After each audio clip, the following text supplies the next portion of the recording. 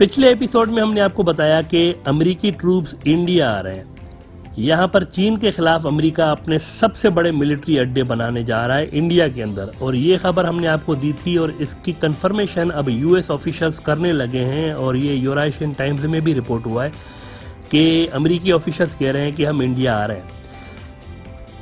India main theatre है जंग का, जो कि तेजी के साथ आपको एस्केलेट होते हुए नजर आएगी। अमेरिका और चीन की कोल्ड वॉर में सबसे ज्यादा नुकसान इंडिया उठाने जा रहा है। जिस तरह क्रिकेट में आपने देखा है, क्रिकेट में क्या होता है, क्रिकेट में जब कोई बॉलर बॉलिंग कराने लगता है तो आप नोट करें कि सबसे पहले वो क्या करता है। बॉल फेंकने से पहले सबसे पहले वो फील्ड सेट करता है ताकि उस फील्ड के हिसाब से वो बॉल फेंके और बैट्समैन को आउट करने की कोशिश करता है। सेम उसी तरीके से यहां पर भी हो रहा है। अमेरिका इस वक्त फील्ड सेट कर रहा है। चीन के खिलाफ अमेरिका यहां पर फील्ड सेट कर रहा है, लेकिन बीच में ये फलस्तीन वाला इशू आ गया है। इसराइल और फलस्तीन वाला इशू अमेरिका के सामने आ गया है, लेकिन अमेरिका बड़ी तेजी के साथ कोशिशें कर रहा है कि इस मामले को जल्द से जल्द इधर उधर करके दोबारा अपने असल अदब पे फोकस करे। अमेरिका अभी तक डायरेक्टली इन्वॉल्व रहा है जंगों में। अमेरिका ब्लीड होता रहा है, पिछले कई डिकेड से अमेरिका ब्लीड होता रहा है, लेकिन चीन अभी तक डायरेक्टली रिसेंट पास्ट में आप देखें कि जंगों में डायरेक्टली इन्वॉल्व नहीं रहा है। जिस तरह अमेरिका ब्लीड होता रहा है, चीन ऐसे ब्लीड नहीं होता रहा है। तो अमेरिका अपनी तरह चीन को ब्लीड करवाना चाह रहा है। अमेरिका के नीचे जाने और चीन के ऊपर उठने में सबसे मेन चीज क्या रही है, आप गौर तो करें। सबसे मेन चीज क्या रही है जिस वजह से चीन ऊपर आया है और अमेरिका नीचे गया है? चीन के अंदर स्टेबिलिटी रही है, मजबूत हुकूमत रही है, लॉ एंड ऑर्डर बेहतर रहा है, जंगों से डायरेक्टली चीन दूर रहा है। यानी चीन ने अपनी मईशत को जंगों में नहीं फंसाया हुआ। चीन ने पैसा अपने लोगों पर लगाया है और दूसरे मुल्कों के अंदर इन्वेस्ट करता गया है। वो एज अ रिजल्ट हुआ क्या है, चीन की इकोनॉमी अमेरिका की सोच से भी ज्यादा तेजी के साथ आगे आई है। अमेरिका को यह मालूम था कि चीन उभरने जा रहा है, लेकिन अमेरिका ने जो प्रेडिक्शंस लगा रखी थी कि चीन इस टाइम पर जाके आगे निकलेगा, कोई 2030 में या 2040 में जाकर कहीं हमारे लिए थ्रेट बनेगा। चीन उससे बहुत पहले 2014-2013 में ही, यानी 2013-14 में ही, उससे भी पहले बल्कि चीन अमेरिका के लिए थ्रेट बन चुका था। और यही वजह है कि ओबामा ने भी अपने दौर में चीन को अपने लिए खतरा करार दे दिया था। एज अ रिजल्ट आपने देखा ना अलास्का के अंदर क्या हुआ, जहां अमेरिकी और चीनी ऑफिशियल्स बाइडेन के आने के बाद पहली बार मिले थे कुछ महीने पहले। अगर आपको याद हो, अमेरिकी ऑफिशियल्स फट पड़े थे चीनियों के सामने कि आपने ये क्या किया हुआ है, आपने हमारे इत्तेहादियों को तंग किया है, आपने ताइवान के साथ ये किया हुआ है, आपने इंडिया के साथ ये किया हुआ है। तो जवाब में क्या कहा था चीनियों ने? चीनियों ने कहा था कि अपनी टोन ठीक करें। अब ये किसी को शट अप बोलने का एक डिप्लोमेटिक तरीका है, यानी चीनियों ने दरअसल डिप्लोमेटिकली अमेरिका को शट अप बोला था। और चीनियों ने कहा था कि इस ख्याल से बाहर आ जाएं कि आपको कोई एज हासिल है हमारे ऊपर। वो दिन गए, अब हम आपके बराबर हैं। Clearly Chinese told this to Biden के सुबह हो गए मामू, अब जाग जाओ। You are no longer the sole super power on earth. अब आप बताएं कि जब दुनिया के इकलौते सुपर पावर होने का टाइटल छिन गया हो किसी मुल्क से, तो क्या वो अफगानिस्तान, इराक और इधर उधर फोकस करेगा? क्या इराक उसके लिए थ्रेट है? अफगानिस्तान उसके लिए थ्रेट है? पाकिस्तान थ्रेट है उसके लिए? अगर वो इन्हीं मुल्कों के अंदर इंगेज रहा तो इससे चीन को तो कोई नुकसान होगा नहीं। तो लाजमन वो वहां फोकस रखेंगे जहां पर चीन को डैमेज कर सकें, यानी चीन के अपने मोहल्ले में, चीन के नेबरहुड में। इसीलिए अमेरिका का यहाँ पर आना तय बात है, 100% तय है ये। This is just a matter of time कि वो कब अपनी फौजें उतार रहे हैं और कब अपने मिलिट्री बेसिस बना रहे हैं यहाँ पर। लेकिन ये बात तय है कि in near future they are coming here, और उसके लिए वो इस वक्त फील्ड सेट करते हुए आपको नजर आ रहे हैं।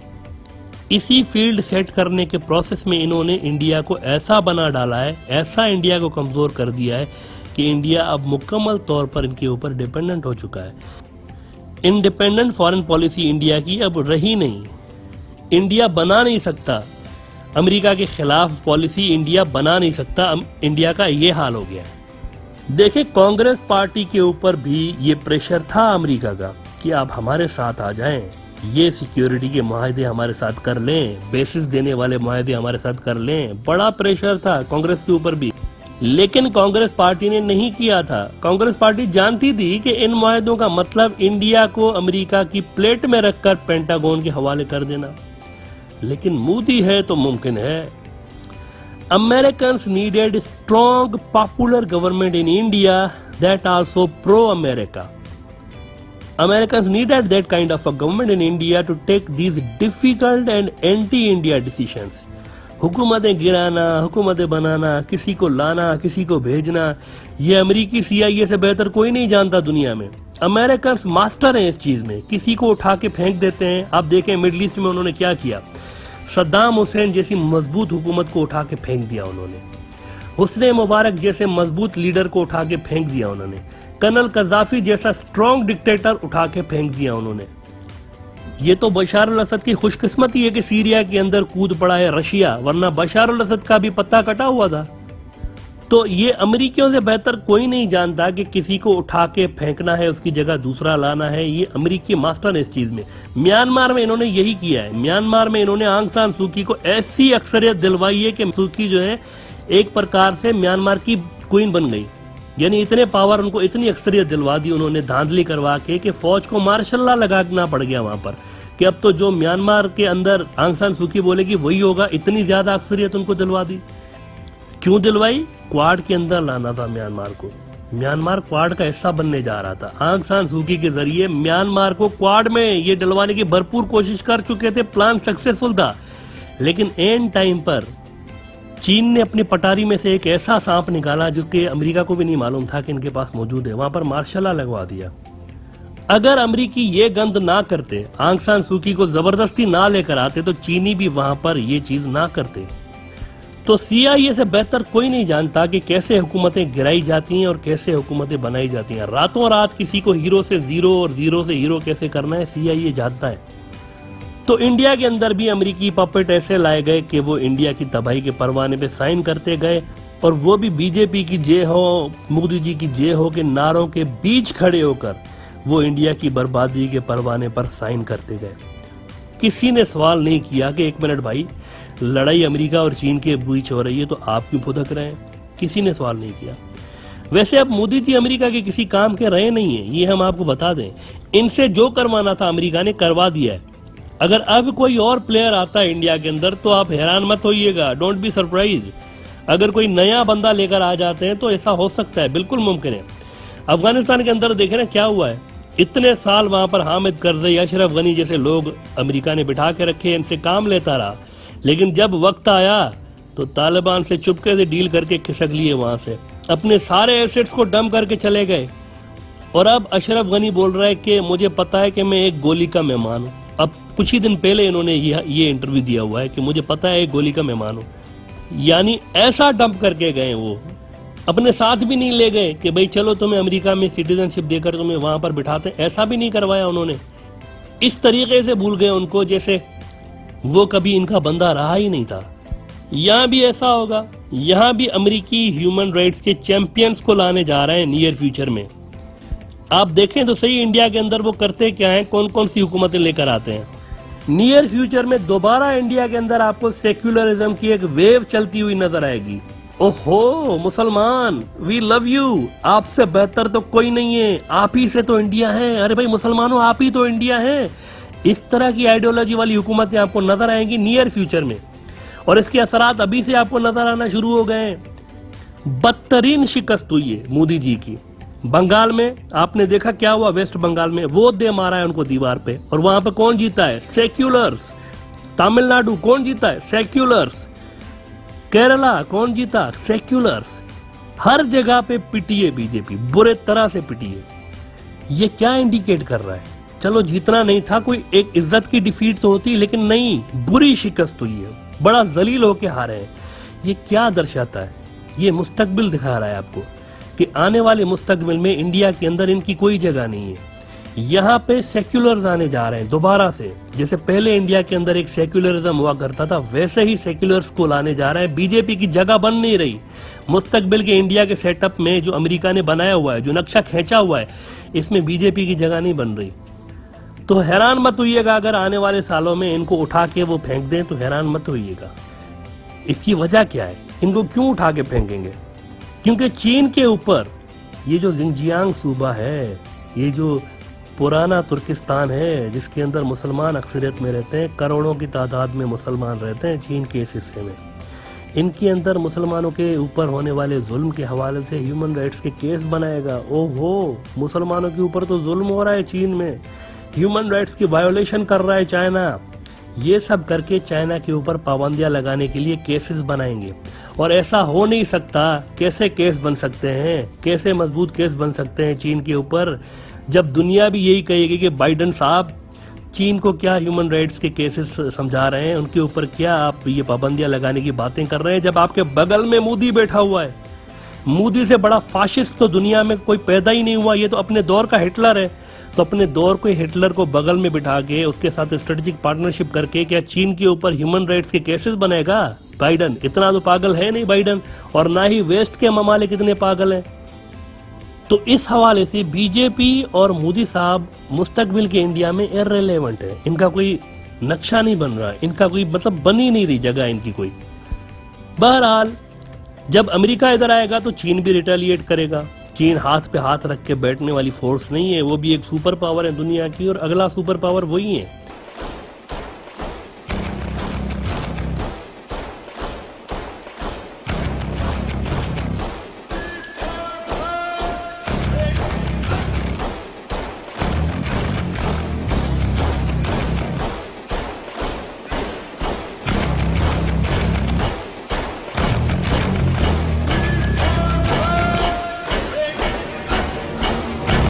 और चीन की रिटेलिएशन कहाँ पे होगी? कश्मीर में तो होगी ही, लेकिन इसके साथ ही नॉर्थ ईस्ट में होती हुई आपको नजर आएगी।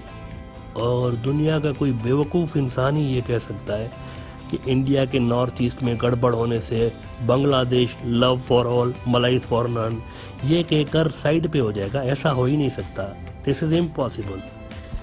ये ज़रा देखें इसको, ये मैप है, ये है सिक्किम। यहाँ पे चीन आके बैठा हुआ है, 3 साल से बैठा हुआ है, इकोसिस्टम को रीड कर रहा है, पूरी यहाँ की सिचुएशन को रीड कर रहा है, यहाँ के वातावरण को, यहाँ के माहौल को रीड कर रहा है। 3 साल से बैठा हुआ है। सेम लद्दाख की तरह, लद्दाख से भी पहले वो अपनी फौजें यहाँ पर लाकर बैठे हुए हैं। आपको याद है ना डोकलाम का ये जो स्टैंड ऑफ था, इंडिया पीछे हट गया, ये नहीं हटे थे। तो अब चीन जब यहाँ सिक्किम के पास इधर बैठा हुआ है, तो चीन ने सिर्फ यहां से लेके यहां तक आना है, इतना काम करना है, और वो गया इंडिया का नॉर्थ ईस्ट। खत्म, खलास। छोटी सी पट्टी ने इंडिया के नॉर्थ ईस्ट को जोड़े रखा है। कुदरत ने इंडिया को पहले ही 2 हिस्सों में डिवाइड करके रखा हुआ है। इंडिया अपने ऊपर ये बोझ लेके घूम रहा है नॉर्थ ईस्ट का।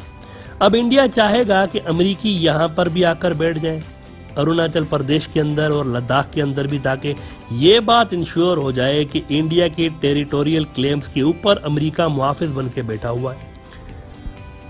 Once American interests are coming in line with Indian interests, तो अगर चीन नॉर्थ ईस्ट को कट ऑफ करता है तो फिर बांग्लादेश सबसे अहम हो जाता है। This is the point. ये जो क्वाड और BRI का गेम है, इसी तनाजुर में हो रहा है। फिर बांग्लादेश ही रास्ता बचता है नॉर्थ ईस्ट तक, सप्लाई लाइन, कनेक्टिविटी, सारा कुछ ले जाने के लिए बांग्लादेश ही तो रास्ता है। एयर से जाएं या जमीन से जाएं या समुंदर से जाएं, बांग्लादेश ही तो कनेक्टिविटी है। तो बांग्लादेश अगर क्वाड में गया, अमेरिका के क्वाड में, तो समझे सिलीगुड़ी कॉरिडोर ये वाला, ये इररिलेवेंट हो जाता है। भली चाइना बैठा हुआ हो, लेकिन इंडिया की सप्लाई लाइन जारी रहेगी, नॉर्थ ईस्ट कट ऑफ नहीं होगा। सिलीगुड़ी इररिलेवेंट हो जाएगा अगर बांग्लादेश इंडिया के साथ जाता है और अमेरिका के साथ। वैसे ही सिलीगुड़ी इररिलेवेंट हो जाएगा जैसे म्यांमार के BRI में आने से, ये देखें आप, स्टेट ऑफ मलाका, ये इररिलेवेंट हो चुका है। अब इंडिया इसके ऊपर बैठ जाए, डांस करे, नाचे स्टेट ऑफ मलाका पे, चीन को कोई फर्क नहीं पड़ता है, क्योंकि चीन के पास कनेक्टिविटी है अपने मुल्क तक म्यांमार के पोर्ट्स को यूज करते हुए। और अगर बांग्लादेश वैसे चीन के BRI में ही रहता है, तो इंडिया और अमेरिका को कोई हेल्प ऑफर अगर वो नहीं करते, तो सिलीगुड़ी सबसे अहम हो जाता है उस सिलसिले में इंडिया के लिए। नाउ ये वो गेम है जिसकी वजह से आपको अमेरिका और चीन बांग्लादेश के ऊपर प्रेशर डालते हुए नजर आते हैं। वो कहता है कि तुम क्वाड में आ जाओ, चीन कहता है कि नहीं BRI में रहो, फील्ड सेट हो रही है जनाब। बड़ी जंगों से पहले फील्ड सेट हो रही है, बड़ी जंगें, बड़ी मार कुटाई से पहले सारे मुल्क अपनी अपनी पोजीशंस ले रहे हैं, अपनी अपनी जगह पर जाकर फील्ड पे जाकर खड़े हो रहे हैं। म्यांमार में मार्शल लॉ लग गया, म्यांमार ने पोजीशन ले ली कि वो चीन की तरफ है। इंडिया क्वाड में चला गया, इंडिया ने पोजीशन ले ली, अपनी बेसिस हम अमेरिका को दे रहे हैं और इंडिया ने साफ बता दिया कि वो अमेरिका की तरफ है। पाकिस्तान ने अफगानिस्तान से अंदर अमेरिका की पिटाई करवाने के बाद उसको आउट कर दिया और अपने मिलिट्री बेसिस अमेरिका को देने से साफ इनकार करके क्लियर कर दिया कि वो भी चीन की साइड पे है। वियतनाम में अड्डे बनाने का अमेरिका ख्वाहिशमंद है, इरादा रखता है, लेकिन इसके चांसेस कम हैं। वैसे वियतनाम इनको चीन के खिलाफ अड्डे देगा नहीं। अब बांग्लादेश की बारी ये डिसाइड करने की कि उन्होंने कहाँ जाना है। अगर तो वो चीन की तरफ ही रहते हैं तो समझे इंडिया का नॉर्थ ईस्ट गया। नॉर्थ ईस्ट के अंदर जो इंसर्जेंसी चल रही है, इसके अंदर जो आज़ादी की तहरीकें चल रही हैं, ये तेज होने जा रही हैं और यही आज़ादी की तहरीकें इंडिया को खा जाएंगी। और तारीखी मौका है वैसे बांग्लादेश के पास। ये बात किसी ने नोट शायद की हो या ना की हो बांग्लादेश के अंदर, लेकिन हम आपको बता रहे हैं तारीखी मौका है बांग्लादेश के पास। किस चीज का तारीखी मौका है? आसाम और त्रिपुरा समेत अपने तमाम मकबूजा इलाके जो कि इंडिया के कंट्रोल में है, वो जो असल बंगाल है, इसके वो तमाम इलाके जो कि इंडिया लेके बैठा हुआ है, ये सारे वापस लेने का एक तारीखी मौका है अगर बांग्लादेश चीन की साइड ले लेता है तो। ऐसा मौका बांग्लादेश को शायद हिस्ट्री में दोबारा कहीं ना मिले कि उसके वो जो छीने हुए असल इलाके, असल बांग्लादेश तो ये है नहीं जो कि आप देख रहे हैं, ये नहीं है। असल बंगाल बड़ा है और बहुत सारे ऐसे इलाके हैं जो कि बांग्लादेश के हिस्सा होने चाहिए थे 1947 के बाद भी, लेकिन वो नहीं मिले उनको। तो ये तारीखी मौका है बांग्लादेश के पास कि अपने वो सारे इलाके वापस ले ले। अमेरिका की साइड लेकर अगर बांग्लादेश इंडिया के साथ कोऑपरेट करता है तो इंडिया को होने वाला डैमेज दरअसल बांग्लादेश अपनी तरफ ले लेगा। इंडिया की पोजीशन देखें, अच्छी है नहीं इस जंग के अंदर। जियोग्राफिकली इंडिया कमजोर है, जियोग्राफी उसके खिलाफ है। कुछ किलोमीटर की पट्टी पे इंडिया डिपेंड होकर बैठा हुआ है।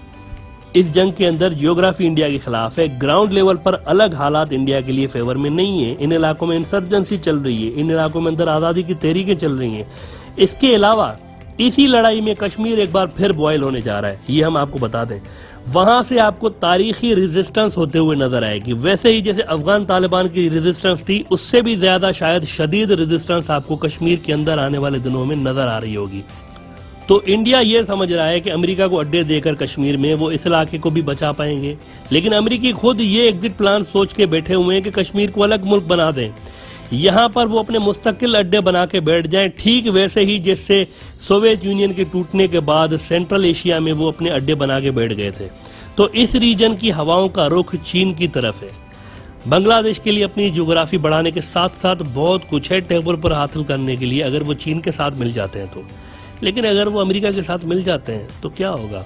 आर्जी तौर पर चंद अरब डॉलर का ट्रेड उनको मिलेगा और इसके अलावा और कोई फायदा वो हासिल कर नहीं सकते। लेकिन अगर ये हिस्टोरिकल लम्हे गुजर गए तो ये ट्रेड का वॉल्यूम दोबारा गिर भी सकता है।